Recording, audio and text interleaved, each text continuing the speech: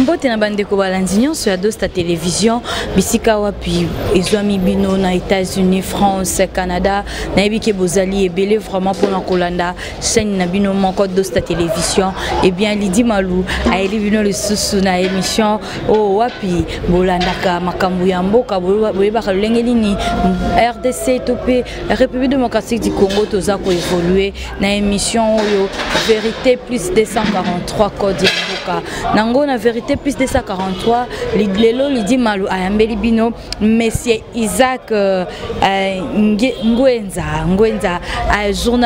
journaliste analyste politique vraiment na yende toko betali solo kolandisa ka lolenge nini makambo ya politique ezotambisa na mboka na biso lelo mbote ndeko Isaac mbote maman journaliste bonne santé très bien dans monde na Angola Nzambe ndeko Isaac soto ke na ngambo ya seni de kike seni azoluka vraiment kolongola moke ba candidat ya opposition pona yo koyoka eloko wana na matoi na yo ekomela ki ndenge ni pozu yango ndenge ni bon na ebiki kolongola candidature ya mutu eza soki akokisi mibe côté ba juriste balobaka dur à l'ex c'est l'ex. La loi est dure mais c'est la loi. Mais ceux qui battent conditions, balobi pose à la candidat président de la République ou bien député, il faut remplir telle condition. Ceux qui ont rempli un mot bah invalidé, il n'y a pas de problème. Mais le problème est comment ceux qui me trouvent à remplir toutes les conditions, bon invalider, voilà qui problème. Maintenant le cas de la validation,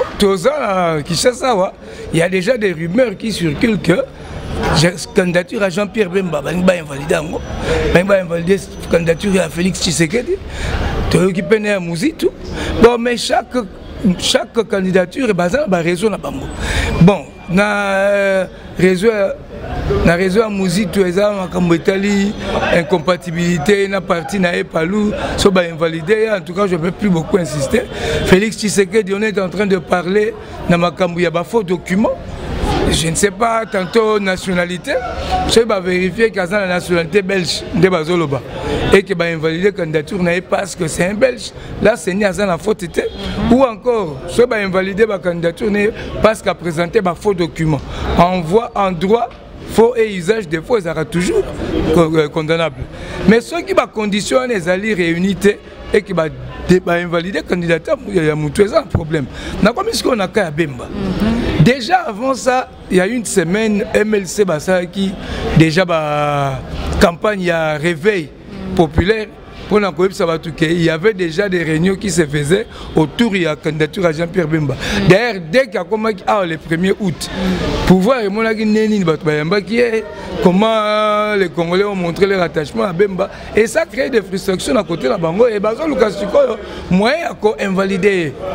Au départ, Bazako Lobanini, oh non, la candidature à Bemba, photo Longolango, parce que en 2006, Basoda Naeba, Babundaki na Basoda gouvernement, Babumaki oui policier. D'ailleurs, Ben Bazo comme les premiers.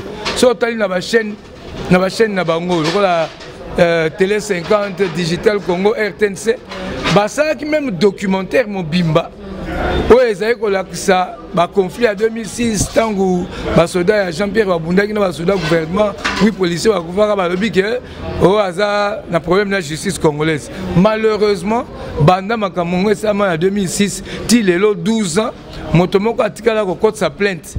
Toto yoka procès Bemba te ki o ba Soudanais ba bomi ba policier.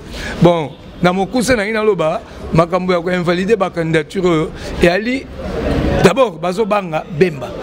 Parce que bah il dit que na ba candidat nyoso eza 26. Il y a un candidat où azo bang sa pouvoir le kola Bemba zate.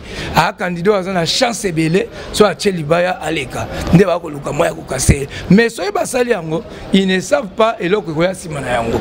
Mais ndeko Isaac na seni balobi te ke non ndenge bazo nga ko invalider ba tumusu opposition batangi kombo Bemba te.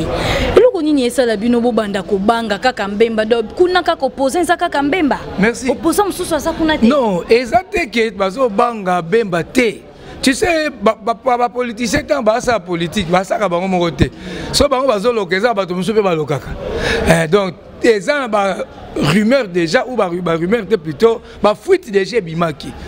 Ce que moni monto lokola ou maman lokola secrétaire général ya MLC Sali point de presse avec les journalistes pour chaque jour na réunion na Boutou na Kabila na batu ya pouvoir batu ya FCC bazolinga ba invalider candidature ben bato soyoki ndeto zo yebisa bino boke babo fungola misu yaki loko ba rumeur te omoni alobaki na lingala ba soko moni ndoki belela donc tant déjà ba moni yango ba linga ko c'est trop tard te type ozomona à quelques heures ya publication. Oh mon adieu, mon gars, mon ville est comme tendu et tout là. Et ça, il y a rumeur. Mais de toute façon, il n'est pas trop tard pour bien faire. C'est comme un petit pourquoi bah changer, penser, valider la candidature, bimisser en pour mes athées. Mais ça, invalider en tant qu'analyste politique, je vois déjà signer à ma baie. On ne peut pas avoir des élections où on aura des élections qui ne seront pas apaisées. Ou ton élection aux alatés, c'est un peu ça. Dès Isaac, machine à voter, aux autres on a pour l'élection à bon, d'abord machine à voter pour Nanine. Depuis longtemps, on votera sans machine. Bon, beaucoup ont évolué technologie. Parce que le tricherait les kimingi na ngambo wana, n'engte bandé ko voter liboso yango ba moniteur tout le quoi balingi élection moko transparent. Yango ba télé bino machine à voter. Ceux qui votent manuel, ils ont facilité tricherie. À combien plus forte raison vote électronique? Oh bah non machine mouté et bimisi yango. Bon, c'est quoi la deuxième fois ma machine à voter? Moi machine à voter hein. Machine à voter en soi ils ont un problème té. Là le smartphone na au téléphone na au portable, so mi smartphone ya sika. S8 ou S7 Samsung, je ne sais pas téléphone ka smartphone. Téléphone il y a un problème et comme un problème ce ba code si ba donner la carte ce côté ba photo na yo ba nzembo na yo ba biloko na carte n'est comme sensible donc machine à voter en soi et qu'on a bien et permettre que dans 2 ou 3 jours résultat bimi déjà des grandes facilités ceux qui tricheraient zaté natinga je ne peux pas soutenir machine à voter ceux qui seni ou ils organiser l'élection ça seni au Kabila tia nanga Kabila ndatia yewana ceux qui par exemple les lois balobi élection et au salama l'église indé organisée par exemple l'église catholique bangonde ba osala l'élection ba pesi c'est une église catholique église catholique alobi bon tocha machine à voter premier salama et salama te mais tant que muto aza président à Seni a mutu Kabila Tchaki pas pesi de faire machine à voter comme très sensible machine à voter et puis ami balé ba ko obligé ba machine à voter nanga ba Tchaki a organiser l'élection ce qui a moni qui a proposé machine à voter et faciliter makambo et diminuer ba kunde ba lobi et si ka to mona ngo louche raison ma pesa qui ba lobi machine à voter et ko permettre à ce que ça va bulletin mais ça so biso que machine à voter on ezate ko voter la machine non oyano ba misele longa candidat là a imprimer le sous papier na photo candidat OK ko tia na urne donc un vote assisté par une machine à imprimante. Tout ça, on a voté. Tout ça, on a vote normal. On a voté, on a voté, on a papier, on a compté, on a gagné. On a gagné. Donc, machine à voter, en tant que Congolais, je n'appuie pas ça parce que il faut faciliter tricherie. Et puis, quand on insiste, et on sait aussi que là où il a commandé ma machine, le prix va passer à 1500, n'a prix à son monté. C'est une machine qui coûte 450, 500 $, va payer prix 1500. Ça calcule avec 35 000 machines. Combien va y a? Donc il y a un problème de corruption à la carte. Donc c'est une machine qui ne peut pas passer. Moi je ne le soutiens pas et j'encourage aussi l'opposition du pays. Ne ba boyango, machine à voter, toi na posa na voter. Nangambo ya opposition IDPS pas lobby qui MLC na ba opposant mususu ba ya ko soutenir des candidats na bango Félix Tshisekedi comme président de la République. Yo swango ndenge ni parce on ba wi ke balité ba mbula ebele ba roki ko za na sima ya mutu musute ba opposant de ba ya ko soutenir ndeko Félix Tshisekedi pona comme président de la République. Bon, motuna le za bien mais là qu'on a une loba et surtout na bande qu'on a besoin IDPS. L'histoire tient une école où tout se trouve à s'instruire. Histoire faut pas s'abisso ba leçon. Au moins Tshisekedi Tshisekedi a raté le pouvoir en 2011. Son azolo ba raté qu'il a gagné mais si la majorité a besoin qui possibilité à truquer et à manœuvrer à ce temps-là, c'est parce que ils étaient allés dans ordre dispersé. Si un candidat unique, candidat unique ou consensuel ou commun, c'est pas une condition sine qua non avant que l'opposition ait gagné l'élection. C'est ça que les gens ne comprennent pas. Candidature unique est la condition sine qua non pour une réussite ou victoire dans l'élection. Candidature unique est ali ko augmenter probabilité ou chance ya ko gagner il y a opposition.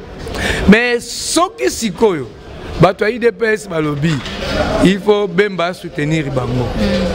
Et sa position mabe bato MLCP côté na bango bakoloba Félix a soutenir Bemba. Maintenant problème est anine. Au moins en 2006, en 2011 plutôt. Pouvoir et ça makasi kabo l'opposition. Ngambo mona Fatima, ngambo mususu na Sultani. Donc histoire a passé na zo rappeler ngo pour na fungola ba Congolais bazo na biso, ba ba makambo ko lekawa. Au moins à l'époque ça se disait tout bas qu'il y avait une candidature qui était soutenue par l'Occident. Balinga kinde Kengwa à la présidente. Omoni tant que Tshisekedi dans les États-Unis kosolana ba décideur né muka benga ki bango azongi na stade alobi j'ai parlé avec les décideurs bango tout ba d'accord pour le changement le 24 août 2011 ba pour le changement. Ça c'était vrai. Par contre na calcul na bango balinga ki changement sima ya Kengo. Mais tant que Tshisekedi a sali déclaration ndenge bato IDPS bazolo balelo j'ai pas mené ma lutte 32 ans pour donner ma place à une autre personne. Et Zahaki na Tshisekedi bazo sengaye à soutenir candidature ya Kengo. Bato IDPS balobi jamais Tshisekedi a soutenir Kengo. Bango ba lutter 32 ans pour pas payer sa place dans Moutoumsou. Ça c'était la phrase ya Yemoko Etienne Tshisekedi paix à son âme. Alobi j'ai pas mené ma lutte 32 ans pour donner ma place à une autre personne. Je me maintiens comme candidat unique, si c'est celui qui ne veut pas, qui pose sa candidature. Bakendaki, en ordre dispersé et permettre à la CENI à tripatouiller tout, Babimisi Kabila a gagné. Si quoi toi en 2016, le contexte est un des mots. Au moins, candidature, ils ont bangisa pouvoir et la candidature, il y a Bemba. Il est pesté. Bemba na Tshisekedi ne fraye pas. Bakabiliste.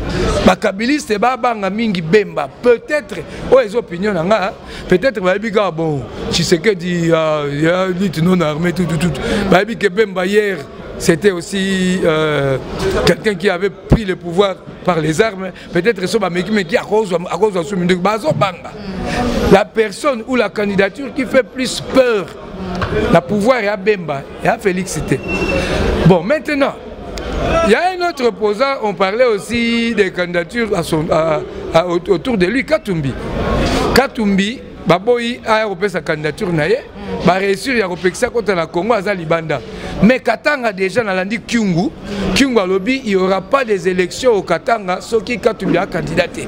Donc dans Katanga, Tissiko Bazo Zelapé, Katumbi passe à la candidat. Il faut pas permettre à Zonga à déposer candidature, comme ça déjà la carte électeur, à déposer candidature, à participer dans vote local à Moutounioso. Et puis résolution 2409 au Conseil de sécurité PSI MONUSCO pour rediriger la mission à Bango pendant la période de trouble. Dans la résolution 2409, PSI MONUSCO tâche Yakosala Nyoso va s'assurer que candidat nyoso ou congolais nyoso a un droit au sa candidature comme un droit de voter. Ba privé congolais moko na droit de vote ni na droit d'être candidat. Donc mutnyo sa ko sa candidature mutnyo sa ko voter. Nde omoni sikoyo Katumbi déjà ensemble pour le changement à Bango, balobi sans Katumbi pas d'élection. Admettons que finalement avec des pressions politiques Katumbi peut abimi. Donc et ça souhait IDPS MLC G7 Yabakatumbi so babimisi candidature moko babattre campagne bango nyonso pona candidat wana ba na chance ya ko gagner. Mais sikoyo le risque est ça. Il y a quelques jours dans la télévision à IDPS que bango babundi 32 ba ko pesa MLC faut soutenir Félix. MLCP peuvent dire la même chose. Bango peut avoir Bemba co-incarner force et changement et IDPS peut soutenir rien. Bon, mais éviter côté wana. Mais surtout na base pour la IDPS pour Félix, pour la MLCP. Bamoni ndenge nini peuple et ami Bemba tango yawa. Bamoni que Bemba est beaucoup plus populaire pour la MLCP zali Bemba ou rien. Maintenant, ouais ça analyse na osala en tant que analyste politique aussi en tant que journaliste. En 2006, bato a seni na bato a pouvoir bazako yebisa biso balobi Kinshasa eza RDCT. RDC eza munene. Bako voter na Kinshasa so na Est ba voter au relégate. C'est comme ça que Alexa Kabila en 2006. Balobi Kabila est populaire à l'Est, c'est na Est nde ba voter baza ebele ke Ouest yango wana Kabila leka. 2011 ba biso même discours. Balobi élection eza RDC ya Kinshasa te eza Est na Est nde bato bazo ebele. Or Est wana lelo nga kendaka Goma, Beni, Rutshuru, je connais ces milieux très bien. Ata ba candidature eza 26 ndenge za wana. Ata ba ribake na ordre dispersé. Félix Acheli Bayane, Muzitu, ba Gizenga, bango tout ba Chadari na Est. Soki Bemba na candidature na Est, a olia bango nyonso. Au moni na 2006, langage a Bemba ezaki nini, discours électoraliste na ezaki nini. Bemba ebisaki bango lobi ya. Bon voter ngai président, na koya na état major général na Est. Na aussi ça ba groupe armé nyonso na pesa bino kimia sima nazongi na Kinshasa. Soki bosali angote. Soki bosali angote boko regretter. Boko loba si je savais et kozala trop tard. Omoni na Est sikoyo esika ba ebisa biso na 2006 na 2011 ke ba voter Kabila mingi balingi mingi RDC za Kinshasa te RDC ba électeur basé na Est. Kabila a gagné pour voter mingi na Est. Batwa Kivu. Atoba Rolanda batwa Est ba olo baboy. Bango depuis pouvoir à Kabila ezali batikala jamais kozana kimia. Ba groupe armé ba bomara bango ti lelo. Peut-être na minute na zolo ba quelque part na Rutshuru bien na Beni ba bomai mutu moko lelo. Donc bango kuna na mutu na bango tango ba yoki ke Bemba bimi. Ba zako tuna ngai tana kendaka kuna to comment ko regretter Bemba lobaka na biso bo voter ngai. So bo voter ngai te. Bo regretter un jour to bo si je savais que ça trop tard. Et bah mon appel depuis régime est en place ba bomaka bango. Pour la bango Bemba sera quitté na Goma. Beni, Babutembo, au monde accueil peut-être école à Kinshasa, parce que Bango Bazo Kanisa, ceux qui va voter Bemba. Guerre aussi la Kuna, Barozoa Kimia. Donc, pour nous, il de PCN de soutenir Bemba MLC, opposant surtout à Sangana, Baba soutenir Bemba. Bon, oh, les alliés analyse nanga. Na ba candidat nyoso basawana. Soki opposition. Balongoli ba sentiment, baza pena besoin ya ko balayer régime mbangu. Bango nyonso ba soutenir Bemba. Bako balayer en mbala moko. Mais moi je crois aussi, toujours que na élection à 2 tours té. Tour moko. Soki Bemba a quitté na Est. Sur 26 candidatures, la moni candidature bako voter kuna lokwa Bemba té. Pour bango baza sûr que ceux qui vont voter Bemba, à quoi une action militaire kuna ba groupe armé aussi là. Félix boye Bemba boye ba caméra boye Bemba olia bango nyonso na Est. Ba yebi omoni. Donc la vérité c'est ça. Ba ko ke na bango na ordre dispersé 26 là. Bemba beaucoup de chance il y a au gagner. Et puis à ce moment là, il va diriger sans contrainte, hein? C'est-à-dire à devoir envers Moutumokote, Moutumoka Sungagete, à appliquer projet de société bien. Na Ouest, à soutien, na Est. Tala Léon na Est, au que nous connaissons Sabango, que vous votez dans la ville Banzela, ils n'en ont pas besoin.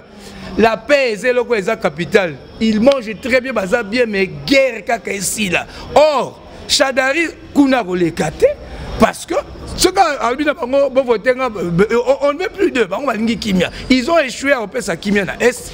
À Ouest, vie sociale à Batou, ils ont échoué. Donc ils n'ont aucune chance. Omoni? Et bon, yo au bêtis cela est tellement mingi ndeko Isaac.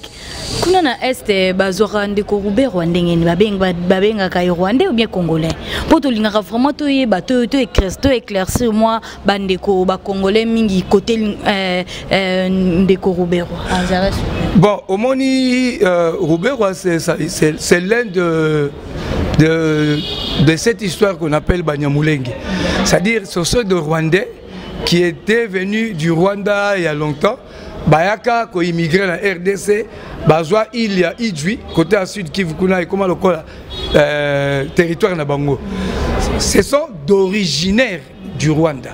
Okay. Mais avec les accords politiques, ils ont réussi avec les armes à se faire congolais, à obtenir la nationalité congolaise. Aujourd'hui, on les appelle congolais, mais leur origine, ils viennent du Rwanda. Omoni. Bon, chez eux, Omoni, tu ne peux pas dire que Aza Congolais était au moment où il y a un gouvernement, au moment où déjà Sun City avait déjà réglé ce problème. Donc, ils sont acceptés comme ça. Et puis, problème, il y a nationalité, maman, et ça, problème, il y a attachement à une patrie. Omoni, le problème, il y a nationalité, les lois comme américaine. Ce qui pendant mon RDC et comme États-Unis, tu défends les intérêts américains aux Américains. Mais ce qui est comme américaine, aux États-Unis, mais monter maintenant au Congo, aux Américains, aux développés Congo, là aux forces américaines. Mais déjà être congolais, ce qu'on dit Congo, ma caméra soit ya problème. Ah vraiment. Dans donc Aza Rwandais mais alingi na RD ça so la nema la mpona Congo donc batika na bango ba se poser la question beli parce qu'ils ont travaillé pour na Congo. Non, au moins dans un peu cet exemple admettons Robert par exemple ce qui est là a comme qui président après si étudiant bourse par exemple $200 par mois azui fonctionnaire salaire assez bandit 300 entre Moutouako Salaboé n'a vraiment vrai congolais le la Bemba ou Félix azui par exemple le pouvoir fonctionnaire entre les deux qui sera plus congolais tu vois donc pour moi l'attachement à sa patrie n'est ça là qui aux ala congolais aux ala rwandais et ça attachement à Mbokana ce qui va Rouberwa balingi Congo mingi promis ça travailler pour le Congo mais ce qui se cause comme ça mbongo ya mboka otongi biloko na Rwanda to ndeza mabe il y a problème actuelle position il y a président ya Sénat Kengo wa Dondo ezolobela onini parce que tout le monde a vraiment mikolo azokanga mingi na abeta mingi masolo ya Bemba sur partout azolekana mo pe mingi tout le monde kena muzitu moi mingi premier ministre honoraire muzitu tout le monde n'est pas okanga mana mingi ezolobela onini bon omoni faut d'abord origine ya Kengo au départ c'était un moboutiste. On ne peut pas se voiler le visage. Kengo a qui moboutiste, c'est-à-dire parmi les régime à Mobutu, à mon avis, erreur au Mobutu à Salaki, n'andenge mais Mobutu na chute. Kengo ne peut pas accepter un jour na vie n'a sa source n'exil. Kengo a différent. Na parce que Aebi passe exil et Nenga Zabo ya kolinga sous te lobby à se retrouver en exil. Kengo batuna ke mituna sur actualité sur Makambouya d'abord Chadari. Omoni. Alors a signé qui FCC Front commun pour le Congo à un moment donné bango to ba utaki une opposition républicaine opposition ninto ba kotaki na gouvernement après Bakori à Saint-Sylvestre. Comme il peine à l'élection, Kabila Lobina Bango va rejoindre quand à majorité, va bimisa candidat moko, va compétir contre candidat ou en opposition ou ekotaki na gouvernement. Nde basali FCC, to moni Bruno Chibala o akotaki na kombo IDPS, a commis les locabilistes, a sa campagne à Kabila na Goma, Bukavu partout, Sabatu, va voter Kabila. Wana ezangambu ya FCC, Kengo normalement azana FCC. Maintenant na charte na bango ya FCC Kabila bayi na bango to sangana to bimisa candidat moko au lieu siko ba sangana ba proposer ba candidature ba bimisa moko Kabila a imposé bango noko na ye Shadari azui a imposé bango Shadari azui na PPRD. Maintenant ba mususu baza frustré entre autres ba kengo ils ont trouvé ça normal et c'est ngela ba yo kana ba bimisa candidature na par sentiment ba luki muto aza na profil o ekoki pa kambamboka mais modèle Kabila a imposé le bango Shadari na emorbe Shadari aza ko yebate ti à la veille à publication na le 8 na 12 wana ne kengo alobi le fait qu'a signé qui charte ya FCC et l'accident qui est obligé obligatoirement à soutenir Shadari. Bon, l'Ikambu ya Katumbi c'est normal babati kaye aya pe sa candidature ne lokola congolais nyoso. Pourquoi Kokulkoche ba bâton dans les roues? Bati kaye pe sa candidature na ye, ko pe sa candidature et l'accident ko comme président.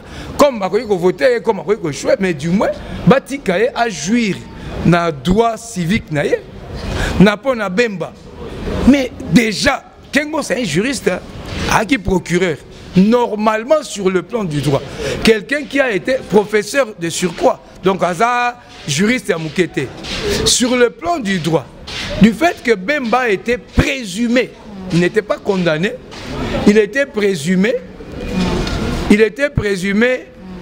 d'infraction il y a crime de guerre et crime contre l'humanité qu'aurait commis ces éléments dans Centrafrique entre 2002 et 2003. Où on est qui infraction fondé là qui bemba dans ces pays. Si on sait comment les équipes politiques condamné avocat ne batali balobi non sur telle base condamnation la bino qui correct c'était même un dossier n'appel. Juge appelle examiner le dossier remarquer qu'il y a eu insuffisance il y a preuve dossier qui n'a pas erreur juge la moitié la belge attend qui verdict à lobby il y a eu erreur na constitution pas fait déjà tant vous avez erreur et puis ba lobby na bemba que aux ali innocents en d'autres termes acquitté yo aux ali acquitté bon une infraction qui était subsidiaire à cette infraction, subornation des témoins. Et il y a le banini. Balobi que ba témoin oyo ko témoigner kuna ba força ki bango subornation ça le quoi bazo banao côté la ngai ou bien so côté ngate ko lobate. Or na loi électorale parmi les 10 critères assaini 10 critères assaini l'infraction qui constitue invalidation et ça infraction il y a corruption et ça subordination des témoins. Là il y a deux infractions différentes. Donc position à Kengo par rapport à l'actualité et là qui est sage. Et puis il y a Kengo n'est pas big saka régime en 2015. Donc ça décision moko sage. Oza moko ya molobeli na télévision moko na bino ndeko Rossi autaki kotika biso vraiment procès na lolenge zo kendela Major Karine aza déjà à la barre roki kolobani na ndenge zo monela procès wana vraiment ezo kendela. Bon en tout cas limbisanga nga tous ces genres de procès sont des distractions en fait je n'aimerais même pas en parler parce que c'est énervant. On peut pas s'amuser avec l'intégrité physique ou avec la vie humaine. Omoni. Mais avant, mon toit qui est à bout portant, comme on a été siko, va comprendre que ça Major Karine est déjà à la barre. D'accord, Major Karine et tout là. Rossi a besoin de soutien, accueilli déjà perte dans la famille et ça l'a passé. Et puis, au moins la paix, bon, ça un peu mascarade, admettons que le Major Wana va condamner, ça change quoi? Lobby, tu vas tomboka. Va punir, il pour ne quoi ça là qui? C'est là, on va punir, pourquoi ça là qui nine? Attirer qui a bout portant. Attirer qui a bout portant, Rossi a ça qui nine. Donc, Ezaba, tu vas quitter une zéla, balobi, tu lingi troisième mandat. Allez, bino bobeti, tu m'as c'est le quoi bandeke. À Koufi. Il y a perte. Il y a normalement, je suis expert aussi en sciences militaires. Ça veut dire quoi? Dans une opération militaire, si avant que les militaires aillent dans une opération, on leur dit ne tirez pas sur les gens, ils ne tireront pas. En cas de force majeure, vous pouvez tirer sur les gens. Or, déjà, ba marche et salamia o ba bomir aussi tomoni na FRDC na police sur le terrain. Or dans un pays normal une intervention conjointe police-armée ne se fait que quand une marche a un caractère insurrectionnel. C'est non ce procès au réseau l'accéléré le côté et ça ba distraction et ça fait que la prochaine chez Bezala qui a et ça va procès distraction et surtout que Rossi était de l'UDP c'est ça ba distraction. Bon mot de la fin merci mingi na nengo pesa kingai opportunité ya koloba devant caméra pour la bande qu'on a vu sur bazan internet et partout. Mboka modèle est commis. Ata ozaki mutsoko za congolais ya makila olingaka mboka oko vanda suzute so moni lelo tozo swasko kanda courage ya koloba to vandi mingi to vandi mingi to bombi elongi mingi to meli makamu mingi mais to moni ke mboka yozinda lobi ba kotuna nga ata na bana ata na bakoko papa osalaka nini pona mboka nde omoni pe sikoyo congolais nyoso oyo azana likanisi ya malamu akokanga su mutema te donc na pesi yo botondi mingi na tango nyonso soki possibilité ezali en tout cas tokovanda susu kimia te il faut toloba mpona kochanger mboka na biso donc eza souci ya mboka na yebisala bakongolais mboka etambola malamu te nde eza sikoyo modele bazomema mboka ezobangisa omoni mais nazoyebisala bato ya majorité bayeba ke pouvoir baya kokuta ngo na Mobutu azalaki na pouvoir akei bango pe ba okende eloko nyonso eza na ebandeli eza pe na suka. Kabila azalaki na 2 mandats 2016 mandat esile au lieu ya organiser l'élection alukaki na makasi atikala sous na pouvoir na 2015 bameki organiser lokola ba loi référendum ba changer simbité ba prolonger les mandats na accord basala ki na bino pe dauphin o akei na ye mandat na ye si abimisa bino dauphin bo le kan élection oyo akobimba aba voter ndi akobima président de la république. Merci beaucoup de problème ya dauphin zate mais problème ezali ya ko décrisper espace politique tika opposant libre tika mutu yo sape sa candidature na peuple ndé a tranché mais ba tika ko luka ko invalider ko boya ba candidature abato. Merci beaucoup Ndeko Isaac, merci vraiment pour na ngonga o nyonso vraiment pesi biso poto solo la yo pe ko yamba ona émission na biso vérité plus 243 et merci na bino nyonso ba ebolanda ki biso de partout et ceux qui vont se pela ki na émission ale lobo pesa merci beaucoup na Daddy King azaki bongo na sima ya caméra o pesa merci beaucoup na Dosta et moko notre président, notre boss, Mokolo Dosta TV, vraiment. Et quant à moi, Lydie Malou, je vous dis déjà merci beaucoup et on se retrouve à la prochaine. Pour les comptes, toujours, il y a émission, il y a Vérité plus 243. Au revoir.